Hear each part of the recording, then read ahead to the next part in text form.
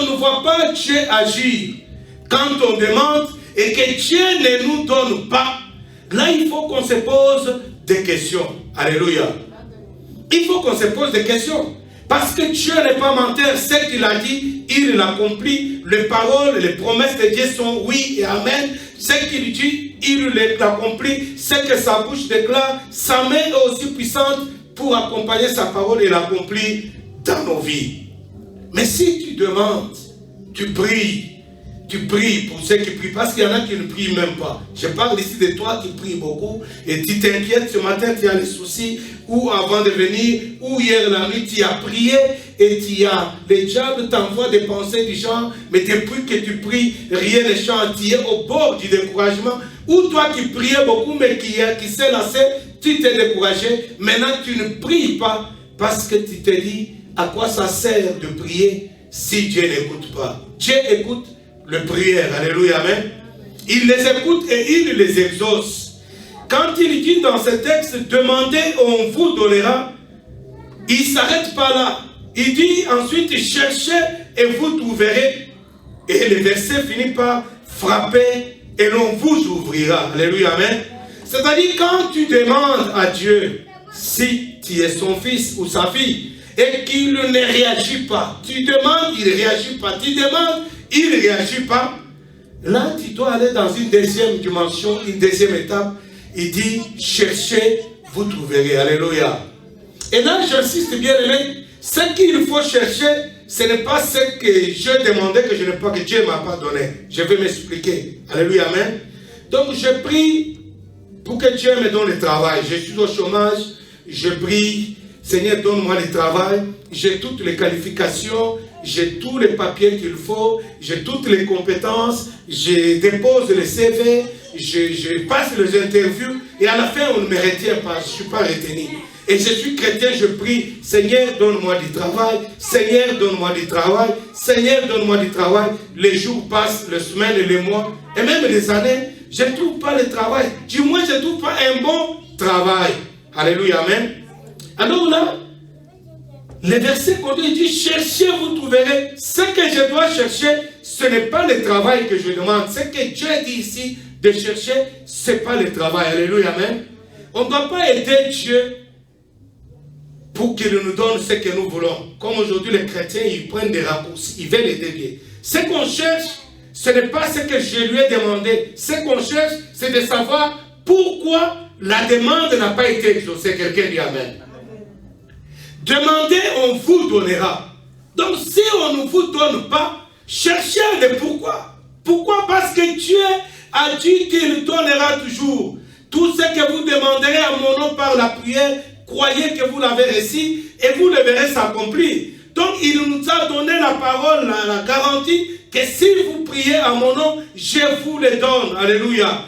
Alors si vous demandez qu'il ne vous donne pas, il vous encourage au lieu de te décourager. Il te demande de chercher. Chercher, tu trouveras.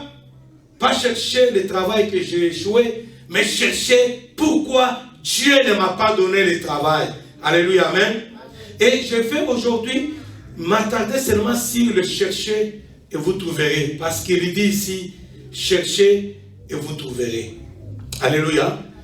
Je vais seulement t'expliquer, mon frère, ma soeur, que tu fasses des recherches, que tu regardes réellement pourquoi ce que Dieu t'a promis ne s'accomplit pas. Pourquoi depuis que tu pries, tu as l'impression que Dieu ne t'écoute pas. Pourquoi toi tu pries, les autres font des témoignages et toi, le seul témoignage que tu entends ou que tu donnes aussi, tu arrives de témoigner, mais pas de témoigner de ce que tu as expérimenté, de témoigner de ce que quelqu'un a expérimenté. Oh, un frère a dit, oh, une sœur de notre église avait dit, oh, voilà ce que le pasteur a expérimenté. Tu donnes des témoignages, pas les témoignages de ta vie. Le témoignage, le vrai, c'est ce que toi, tu as expérimenté avec Dieu. Alléluia, amen. Cherchez, vous trouverez. C'est aussi sûr que ça. Il l'assure, il confirme, il nous garantit que si tu cherches, tu vas trouver. Alors, on va essayer de faire un petit exercice dans la parole de Dieu pour que tu te situes, ou que Dieu te parle, ou qu'il te positionne et que tu comprennes c'est quoi le problème dans ta vie. Pourquoi je vous dis cela, bien-aimés?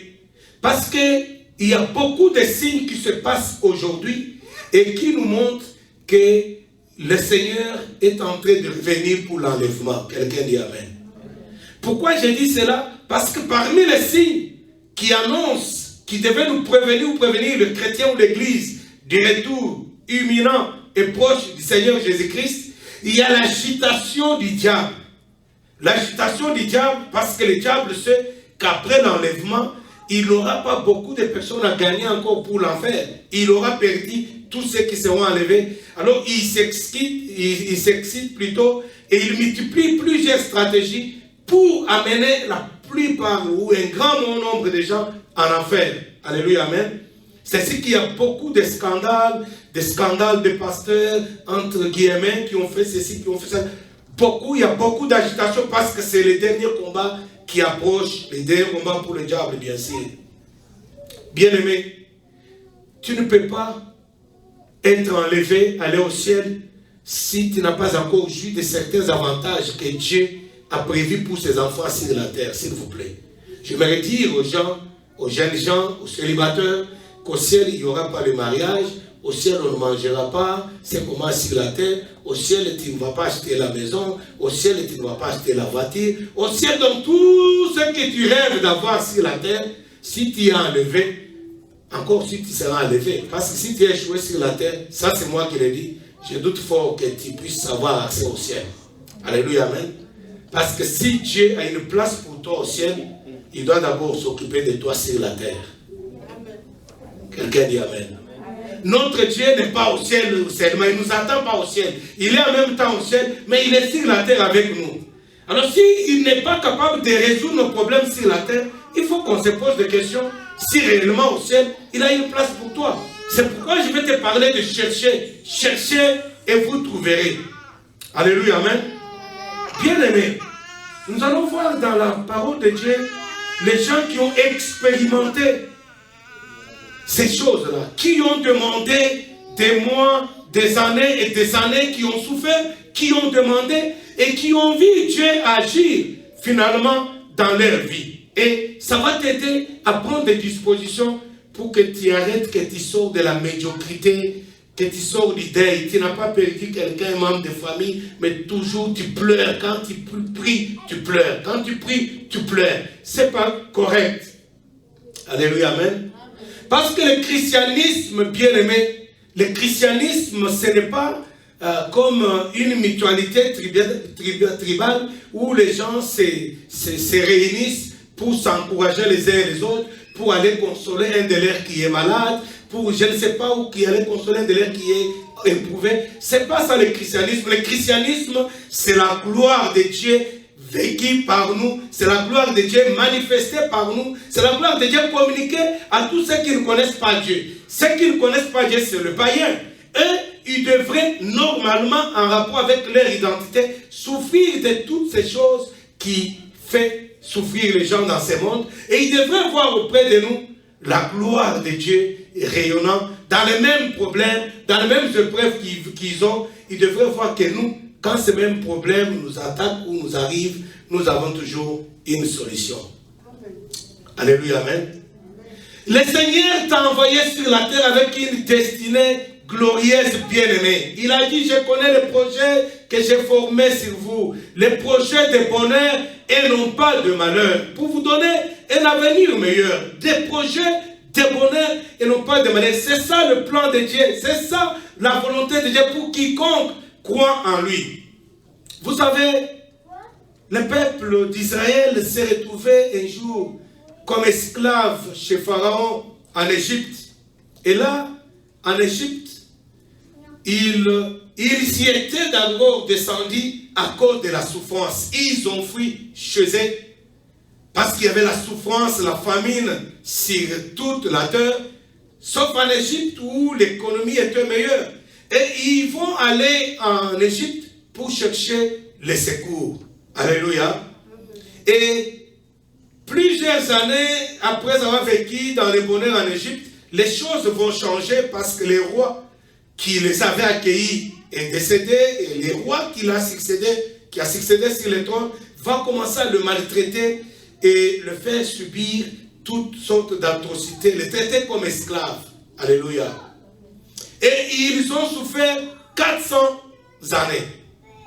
Je ne sais pas, toi tu souffres depuis combien de temps? Et ils ont souffert 400 années de souffrances atroces, 400 années de moqueries, 400 années d'humiliation, 400 années de brimades, 400 années de toutes sortes d'amertume, bien aimé. 400 années.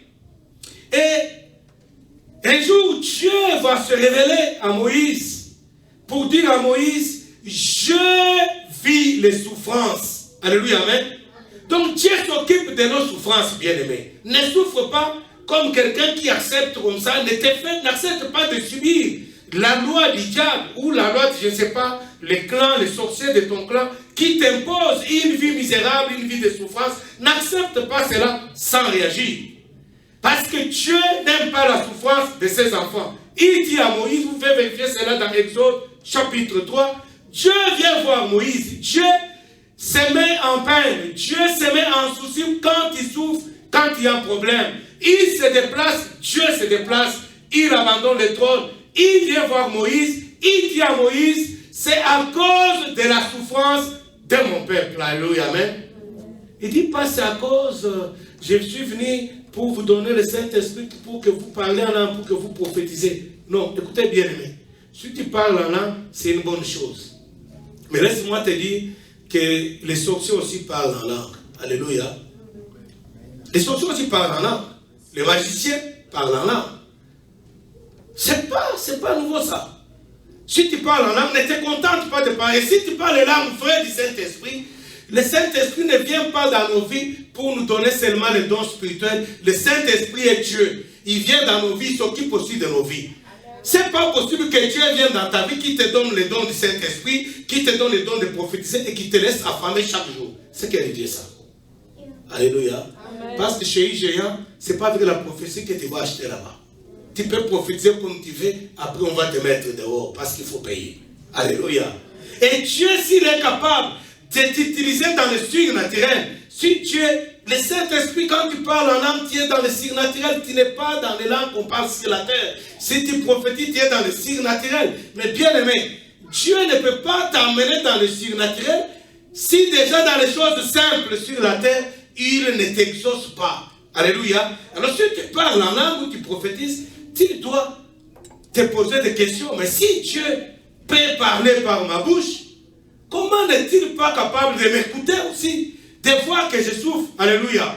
Il faut se poser des questions et demander, chercher à connaître réellement quelle est ta destinée.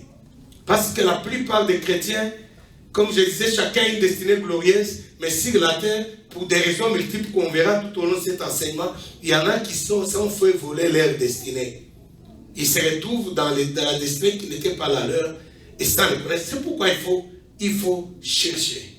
Cherchez, vous trouverez. Alors ce peuple, par Moïse, ils ont vu Dieu descendre et dire à Moïse, c'est pour la souffrance, uniquement pour la souffrance. Parce que sur la terre, c'est vrai, on a besoin de parler en langue, de prophétiser, on a besoin de vivre aussi. Et Dieu a vu que ce peuple en Égypte, il ne vivait pas normalement, il souffrait, il subissait les humiliations, les moqueries, les brimades, et il criait chaque jour, il pleurait, Dieu dit, j'ai vu la souffrance de mon peuple, j'ai entendu les cris, que le fait qu'ils crient vers moi, parce que ces cris-là, c'est à cause des souffrances qu'ils subissent de la part des Égyptiens. Bien-aimés, quand toi tu cries à Dieu, est-ce qu'il t'écoute? Alléluia. J'ai entendu les cris des douleurs de mon peuple. Je suis descendu pour les délivrer. Alléluia. Et quand Dieu dit cela à Moïse, il dit à Moïse, maintenant va dire à Pharaon, laisse aller mon peuple. Alléluia. Et quand Moïse est allé voir Pharaon, il dit à Pharaon, Dieu m'est apparu, le Dieu d'Israël. Il a dit, laisse aller mon peuple. Pharaon s'étonne. Il dit, mais c'est pas possible. Ces gens, depuis 400 années, je les fais souffrir, je les humilie. Il n'y a jamais eu quelqu'un qui est venu intervenir en leur faveur. Alléluia. Pharaon était étonné, mais C'est qui ce Dieu-là? Quel est son nom? Je ne le connais pas. Pourquoi? Parce qu'il les a fait souffrir 400 années, bien-aimés. Parfois, quand tu pries le diable, s'étonne. Il dit, mais elle prie qui? Alléluia. Parce que depuis que tu pries, il n'a jamais vu Dieu intervenir pour toi. Le diable s'étonne. Donc, tu connais quand même un certain Dieu, toi. Mais depuis que je t'ai fait souffrir, depuis que j'ai bloqué ton travail, depuis que je trouble ta santé, depuis que je trouble tes enfants, mais il n'a jamais exaucé, il n'a jamais intervenu. Laisse aller mon peuple, frère. Dieu, mais c'est qui ce Dieu-là? Je ne le connais pas. Qui est-il? Qui est-il? Je ne le connais pas. Pourquoi je vais laisser aller le peuple d'Israël? Bien-aimé, et Dieu a commencé un processus de délivrance de son peuple. Je veux que tu te lèves et que tu cherches Dieu pour de vrai. Pas que tu pries en des autres. Vous savez, aujourd'hui, l'Église est prise en otage par un système religieux. C'est quoi le système religieux? On réunit les gens, pas pour les aider, les entraîner, les coacher pour, d'abord, qu'ils puissent vivre la gloire de Dieu sur la terre, dans leur vie, et pour les emmener, les accompagner jusqu'à la fin, donc dans leur destinée finale, qui est l'enlèvement, qui est le paradis. Non, mais il y a un système religieux qui fait qu'on entretient le peuple de Dieu avec de belles paroles qu'ils aiment écouter. Quelqu'un dit Amen. Donc, on prépare des messages que les gens aiment écouter. Et ce qui est arrivé, c'est quoi? Maintenant, on entretient des clubs de religieux où on vous raconte les choses. Parce que vous êtes déjà dans cette prédisposition. Alors, il y a des églises qui, matin, midi, soir, 24 sur 24, on fait le culte et l'apologie du diable et de toute sa puissance et de son royaume. Quelqu'un dit Amen. C'est-à-dire, dans ces lieux-là, on parle du diable, on enseigne les stratégies, comment combattre le diable, comment est le diable, comment connaître, faire les thèmes, comment combattre la sorcellerie, les sorciers de la famille. Comment attaquer les esprits de ceci. Comment vaincre l'esprit de célibat. Comment vaincre ceci, comment. Écoutez, bien-aimés. Et cette stratégie-là religieuse fait que les gens, ils affluent là-bas et les églises sont remplies. Et moi, c'est qu'on parlait avec le prophète hier. Ça m'étonne, je dis, mais cet homme, depuis une année, il n'enseigne que ces choses. Il ne chasse que les démons. Je ne suis pas contre les démons, je les chasse aussi. Hein. Mais le problème, quand il les chasse, ils doivent partir quand même. Comment lui, une année durant, il chasse les démons chaque jour, pendant une année. L'année qui commence encore sur le même message, c'est le même pratique, on chasse les démons, on chasse les démons, on chasse les démons, on chasse les démons. Mais quand on les chasse, ils doivent partir. Quand ils partent, tu peux passer à autre chose. Alléluia, amen. Alors, on entretient les gens. Ce n'est pas ça le christianisme bien-aimé. Le christian, parce que Christ, s'il est réellement dans ta vie, les démons auront des difficultés à contrôler ta vie. Il n'est pas possible que tu parles en langue parce que le Saint-Esprit est dans ta vie, Christ est dans ta vie, et en même temps, tu chasses les démons, chaque jour les démons ne parlent pas. Et les démons, et Dieu, l'été, cohabite en toi, et les démons dominent sur ta vie, ils te font souffrir, et Christ est en toi juste pour parler en langue, mais pas pour chasser les démons qui sont dans ta vie. Ce n'est pas correct. Alléluia.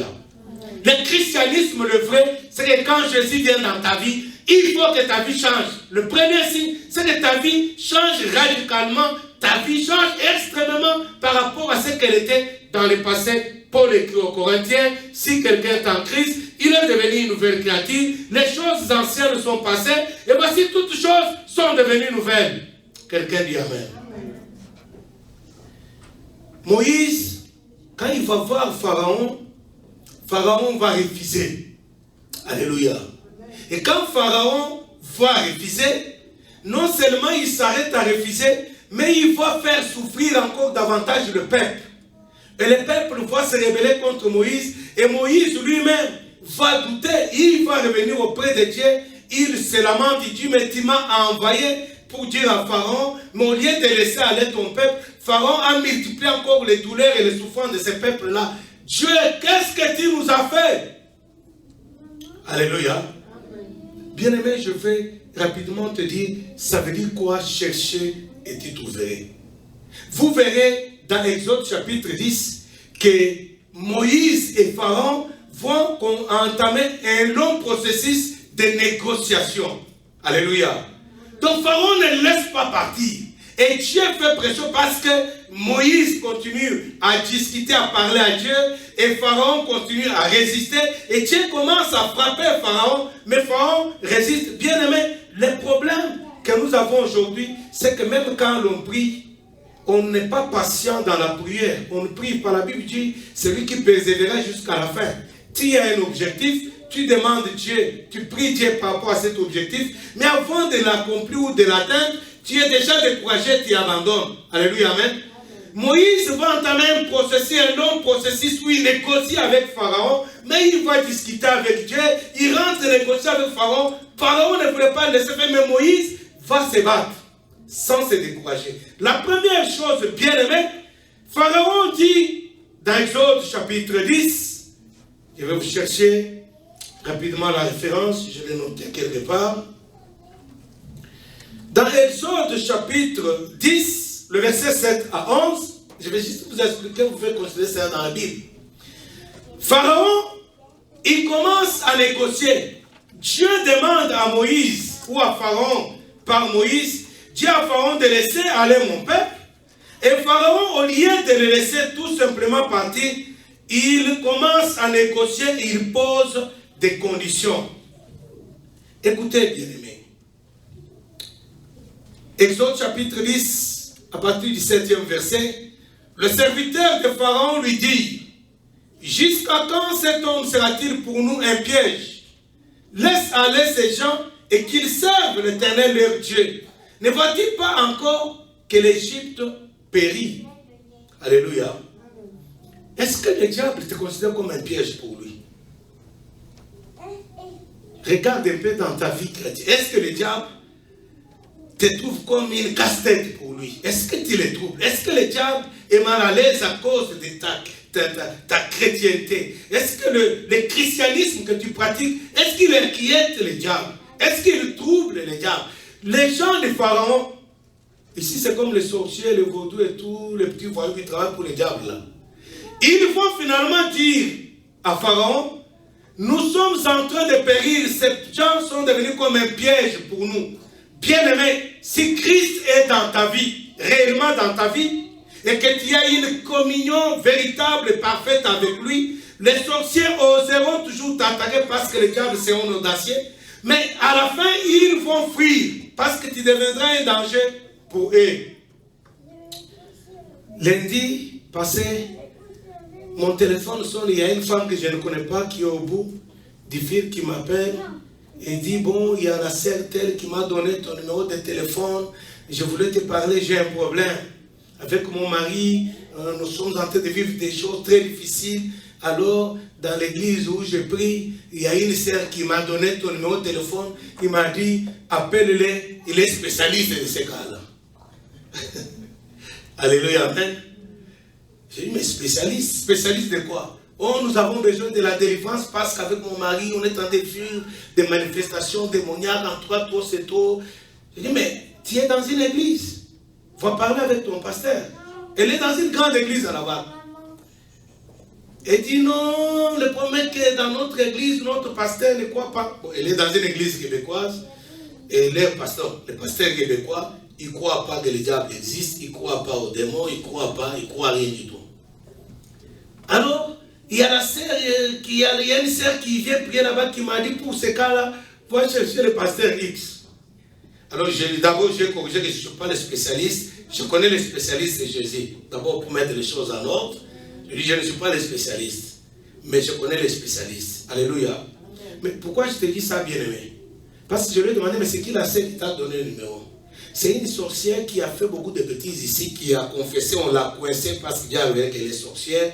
On lui a dit, tu es sorcière, elle a dit oui. Elle a confessé, elle nous a écrit même tout ce qu'elle a fait. J'ai un cahier ici qu'elle a écrit ça. Et finalement, comme elle ne voulait pas arrêter de se moquer de Dieu, et Dieu l'a menacé, il a fui. Il a fait avec un groupe de gens qui étaient dans son équipe. Alors il va maintenant dans cette église-là. Alors c'est elle qui envoie la fille. Alléluia, amen. Pourquoi je dis cela, bien aimé? Parce que les sorciers devrait nous identifier aussi et savoir que celui qui est en nous est plus puissant que le diable. Et ils doivent nous fuir. Et ils doivent aller témoigner. Donc si une sorcière qui est allée témoigner à quelqu'un qui est troublé par les sorciers, qui va là-bas, le pasteur là, c'est un spécialiste de chasser les sorciers. Est-ce que vous comprenez ça? Ça veut dire qu'il faut être un piège pour le diable. C'est ça le christianisme le vrai. C'est pas comme du pasteur. Ce que je dis là, toi tu devrais faire la même chose. Autour de toi, dans ta famille, il faut que ceux qui travaillent pour le diable, ils doivent identifier qu'en toi, il y a autre chose de plus puissant que ce qu'ils ont. Alléluia, amen. Et ils doivent te fuir parce qu'ils doivent se sentir menacés par ta présence. Mais c'est le contraire aujourd'hui, dans ce qu'on appelle le christianisme, qui n'est autre chose qu'une religion, où aujourd'hui on enseigne aux gens de se séparer de leur famille parce que la tante est sorcière, ta maman est sorcière, ton père est magicien, fais attention, ne parle pas X, ne va pas chez X, attention, attention. C'est pas correct. Écoutez, c'est pas le christianisme ça, où les gens sont continuellement terrorisés.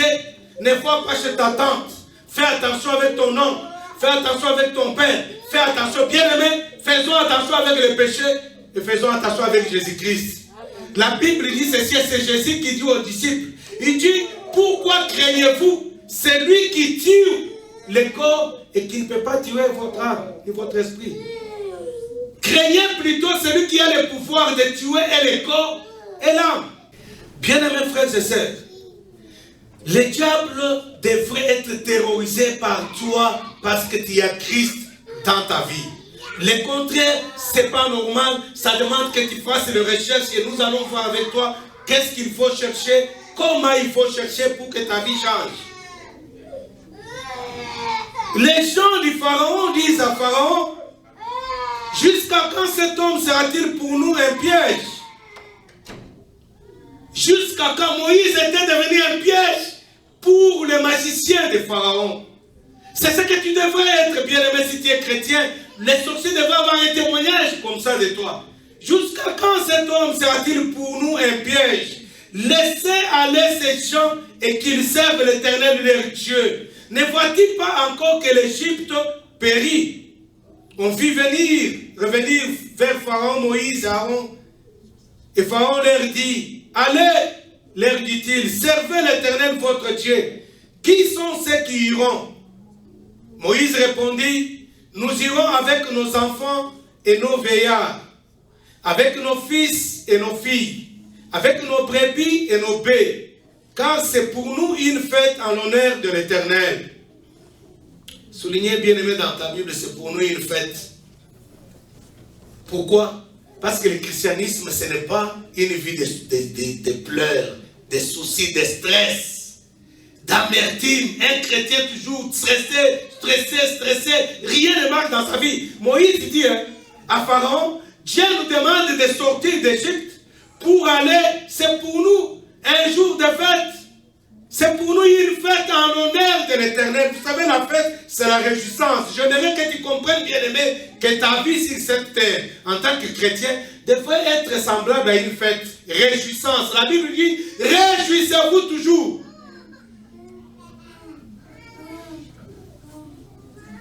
Est-ce qu'on peut dire Amen? Amen. Dieu dit, réjouissez-vous toujours. Pas pleurer toujours. Pas soyez toujours stressé. Pas soyez toujours dans les soucis. Pas soyez toujours dans le deuil. Réjouissez-vous toujours. Et Moïse, quand il dit à Pharaon, il dit que quand nous allons sortir de l'Égypte, ça sera pour nous une fête en l'honneur de l'Éternel. Notre vie, ta vie, devrait être une vie de réjouissance pour glorifier Dieu. Une fête en l'honneur de l'Éternel. Quelqu'un dit Amen. Amen. Pharaon leur dit que l'Éternel soit avec vous, tout comme je vais vous laisser aller, vous et vos enfants, prenez garde, car le malheur est devant vous. J'aimerais te poser la question, si tu es réellement converti, comment tu as négocié ta séparation avec le diable? Alléluia. Parce que ça, c'est le symbole des chrétiens. Quand nous étions païens, nous étions esclaves, vouloir ou pas, peut-être qu'ils ne le savaient pas, nous étions esclaves du diable, écrasés, dominés par le diable et le péché. Et il nous faisait subir toutes sortes d'atrocités. même si toi tu continues encore à subir ces atrocités étant devenu chrétien, ce qui n'est pas normal. C'est pourquoi nous voulons que tu cherches. Comme le texte a dit, cherchez, vous trouverez. Que tu cherches, pourquoi ça ne change pas? Alors, nous avons subi cela.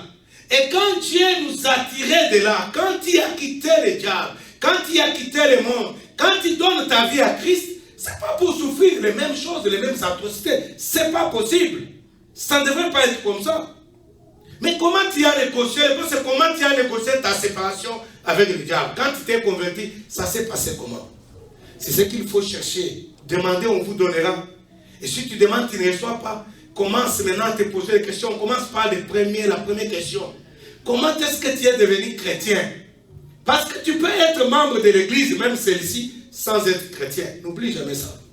Ce n'est pas le fait de venir à l'église chaque jour qui fait de toi chrétien. Ce n'est pas le fait de donner ton argent chaque jour qui fait de toi chrétien. Ce n'est pas le fait de prier en langue sans savoir si les langues que tu pries sont de Dieu ou des démons qui fait de toi chrétien. Alléluia, amen. Comment tu as négocié? Comment tu es devenu chrétien? Comment quand tu te dis chrétien? Comment est-ce que tu es devenu chrétien? Ça, c'est la première chose qu'il faut savoir. Parce que ça peut risquer que ça soit ça. Bien-aimé, je voudrais te dire que tous ceux qui se disent chrétiens ne sont pas chrétiens, ne seront pas nécessairement enlevés. Jésus lui-même dit, plusieurs viendront à moi et diront, Seigneur, nous avons guéri le malade en ton nom. Je veux leur dire, éloignez-vous de moi, vous qui commettez l'iniquité, je ne vous ai jamais connu. Alléluia. Est-ce que Dieu te connaît? C'est maintenant qu'il faut que tu cherches à savoir s'il te connaît. Au lieu d'attendre, quand il dit là, c'est vers la fin. Plusieurs viendront, ils diront, Seigneur, nous avons prié beaucoup. Nous avons beaucoup donné l'argent pour ton œuvre. Je leur dirai, je ne vous ai jamais connu. Est-ce que Dieu te connaît? Ça, c'est ça, chercher. Est-ce que Dieu me connaît? Vous savez, un jour, Jésus a rencontré une femme. Cette femme-là avait son enfant qui était malade, tourmenté par les démons. Et il est venu chercher la guérison auprès de Dieu. Jésus, quand il insiste, Jésus lui dit, il n'est pas bon de prendre le pain des enfants et donner aux petits chiens. Il n'est pas bon de prendre le pain des enfants de Dieu et donner aux petits chiens. Est-ce que tu es réellement chrétien? Comment tu l'es devenu? Deuxième chose, Pharaon, il dit à Moïse, il dit que je vais vous laisser partir, vous et vos enfants. Mais il ajoute à la fin, prenez garde, car le malheur est devant vous. Donc il le maudit. Il dit que partez, mais avec malédiction. Vous savez, on a comme tradition, et c'est une tradition qui n'est pas la nôtre, qui est biblique, quand quelqu'un prétend ou quand on vérifie que quelqu'un a réellement reçu Christ dans sa vie, la première chose qu'on l'aide à comprendre, c'est on l'aide à se séparer. Oui, tu as dit oui à Jésus, mais il faut se séparer de tout ce qui était ton passé, te séparer de ton passé, de la vieille nature, de te séparer de certaines choses. C'est pourquoi on utilise toujours le service qu'on appelle Kirdam, et puis on fait passer les gens au service de délivrance. Alléluia, amen. C'est pour aider les gens de se séparer totalement, non seulement de l'Égypte, mais de se séparer de tous les mondes qu'ils ont connus en Égypte. Donc, première chose, parmi les premières choses qu'on aide aux nouveaux chrétiens, aux nouveaux convertis, c'est d'abord de vérifier si son alliance avec Jésus était correcte. Et si c'est correct, alors on cherche à connaître quelles étaient ses affaires dans le passé. Quand il était païen, il faisait quoi? Parce que si tu as été sorcier et que tu acceptes Jésus-Christ comme Seigneur et Sauveur, c'est très bien.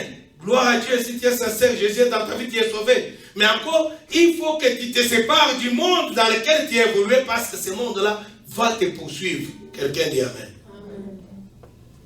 Pharaon dit, allez-y, je vais vous laisser partir, mais soyez mon Dieu quand même. Le malheur est devant vous. Alors, bien-aimé, regarde, peut-être que tu es devenu chrétien. Chrétien, oui.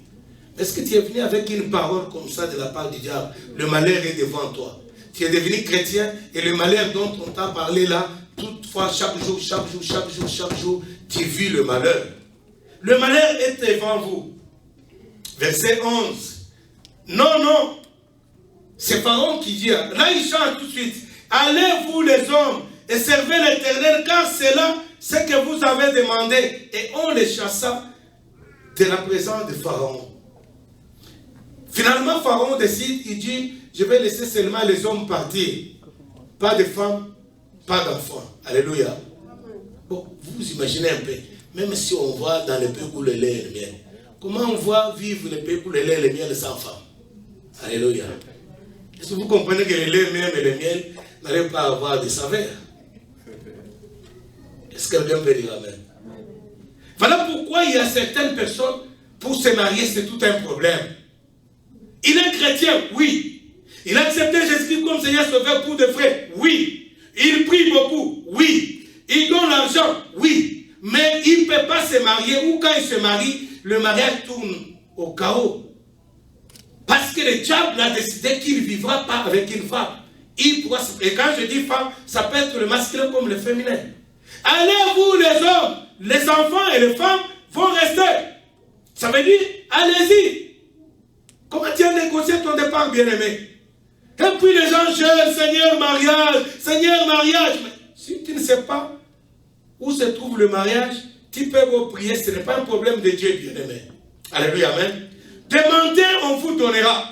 Cherchez, vous trouverez. J'aimerais que tu saches pourquoi. Pourquoi cela t'arrive. Et pourtant tu pries. Pourquoi cela t'arrive. Et pourtant tu gênes. Pourquoi cela t'arrive. Et pourtant tu donnes l'argent pour l'œuvre de Dieu. Même si toi tu ne donnes pas. Je parle à celui qui donne. Mais dont le problème ne marche toujours pas. Alléluia. Pourquoi? Cherchez, vous trouverez. Et voilà les commencements d'abord. Comment tu t'es converti? Comment tu as négocié ta conversion? Comment tu t'es séparé avec ton ancienne vie? L'entourage où tu étais, comment tu as quitté, tu es sorti là-bas? Pharaon, il dit, ok, vous allez seulement les hommes, c'est-à-dire pas question de se marier. Vous allez seulement sans les enfants, c'est-à-dire même si tu vas te marier, tu n'auras pas d'enfants. Seigneur, je ne prie, enfants, c'est dans les enfants, au nom de Jésus, esprit de stérilité, tu as chassé l'esprit de stérilité, mais tu n'enfantes toujours pas. Parce que ce n'est pas seulement pour de chasser l'esprit de stérilité, c'est de chercher d'abord à savoir comment un enfant de Dieu peut-il avoir l'esprit de stérilité dans sa vie. Et pourtant Dieu a dit qu'il n'y aura pas de femmes qui avortent, alléluia, ni de femmes stériles dans vos maisons. Ça, c'est la promesse de Dieu.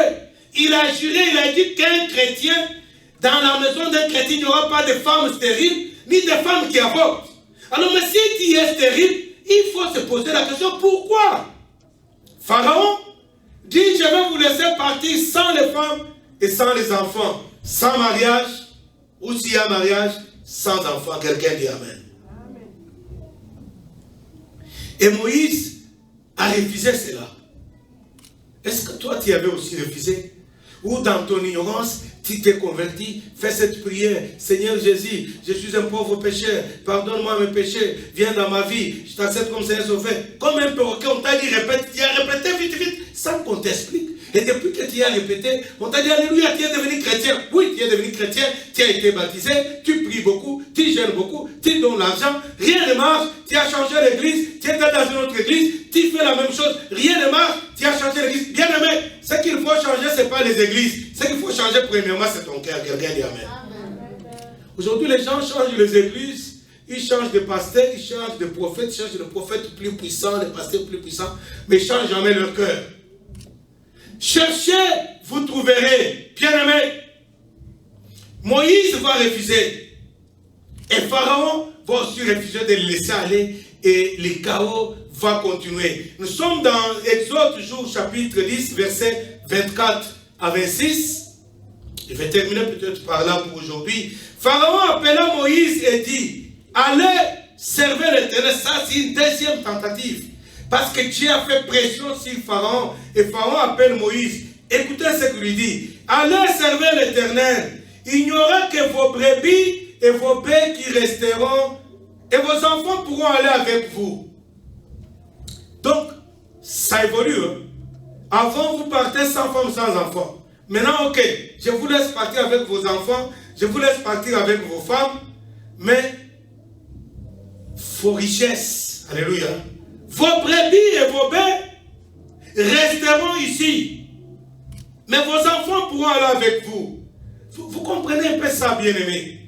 Donc, vous voulez prier Dieu, vous voulez aller au ciel, allez-y. Mais entre-temps, sur la terre, crevez de faim, soyez endettés, n'ayez pas de travail, soyez dans une vie médiocre, vivez dans la pauvreté, mais allez quand même au ciel. Bon, je vous laisse aller au ciel. Alléluia, allez au ciel. Et puis vous verrez les chrétiens qui acceptent cela. Oh non, écoutez, tu as échoué. Maintenant tu caches ton échec. Oh non, ça c'est les choses du monde. Et pourquoi tu es dans le monde? Vas-y au ciel alors. Oh, la bâtisse, c'est les choses du monde. Nous, on ne tient pas compte des choses du monde. Nous, on est des citoyens célestes. C'est un mensonge, bien-aimé. Il faut voir qu'est-ce qui s'est passé depuis que tu es chrétien. Comment est-ce que tu as négocié ta conversion? Pas dans le sens que dans la conversion, on a négocié. Mais comment est-ce que tu es sorti de là? Si réellement tu es sorti de l'Égypte. Moïse répondit, verset 25, tu mettras toi-même entre nos mains de quoi faire les sacrifices et les holocaustes que nous offrirons à l'Éternel notre Dieu. Notez dans ta Bible que nous offrirons à l'Éternel notre Dieu. Je vais t'expliquer pourquoi. Tu cherches l'argent, tu ne trouves pas. Ton travail, on te paie toujours le salaire. Le salaire minimum est à combien maintenant? Combien? Alléluia.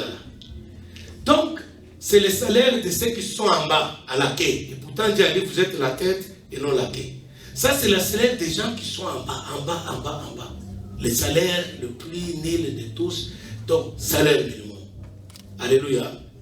Et même le travail du salaire minimum, tu n'arrives même pas à voir ce travail-là et durer longtemps dans ce travail-là. Tu as le travail 3, 4, 5, 6 mois, tu es dehors, viré, ou soit de la compagnie ferme, ainsi de suite, ainsi de suite. Depuis que tu es venu au Canada, salaire minimum, salaire minimum, salaire minimum, salaire minimum. Écoutez ce que Pharaon dit à Moïse. Allez-y sans vos brebis. Bien-aimé, tu pries pour que la situation financière change. Mais le pain que tu as, combien tu investis aussi pour l'œuvre de Dieu? Écoutez ce que Moïse répond à Pharaon au verset 25. Il dit, tu mettras toi-même entre nos mains de quoi faire les sacrifices et les holocaustes que nous offrirons à l'Éternel notre Dieu. Bien-aimé, les richesses que tu cherches, c'est pour faire quoi? Si le revenu, si ton argent, Dieu ne trouve pas son compte dans tes finances, si dans tes biens, le bien que Dieu te donne, même si tu crois que tu les as réussi parce que tu travailles beaucoup, parce que tu as un grand diplôme, et le diplôme t'a donné un travail, et le travail te donne le salaire, c'est le fruit de ton travail. Si Dieu ne trouve pas compte dans ce que tu fais avec les finances, crois-moi, ça ne sera pas aujourd'hui, mais peut-être demain, tu vas te retrouver main vide. Alléluia. Soit tu perdras le travail, soit tu auras le travail. D'ailleurs, tu as ce travail-là, mais quand l'argent entre dans ton compte, ça entre le matin, les vautours viennent, ils gravissent, ils prennent. Le soir, il n'y a plus rien dans ton compte. Tu as seulement ton travail, tu transpires. Bien aimé, mais chaque jour qui passe, chaque mois, chaque année, le corps est en train de vieillir. Bientôt, tu vas aller à la retraite. Qu'est-ce que tu auras dans ton compte? Quelqu'un dit Amen. Tu mettras dans nos mains ce que nous offrirons à l'Éternel. Quand tu pries beaucoup, tu gères beaucoup pour que Dieu intervienne dans tes finances. Mais il interviendra dans tes finances. Tu fais les finances là pour en faire quoi? Ici, Moïse explique à Pharaon le pourquoi. Le diable ne trouble pas nos finances. Parce que c'est dans ces finances-là que nous offrirons à Dieu. C'est Moïse qui négocie ici avec le diable. Au lieu de chasser l'esprit de pauvreté, depuis qu'il te l'a chassé, il est toujours collé à toi. Au lieu de chasser l'esprit de médiocrité, depuis qu'il te l'a chassé, il est toujours collé à toi. Bien-aimé, Moïse dit, nos troupeaux iront avec nous. Et il ne restera pas un nombre, car c'est là ce que nous prendrons pour servir l'Éternel notre Dieu. Et jusqu'à ce que nous soyons arrivés, nous ne savons pas ce que nous choisirons pour offrir à l'Éternel notre Dieu. Pour aujourd'hui, je vais me résumer par là. Demandez, on vous donnera.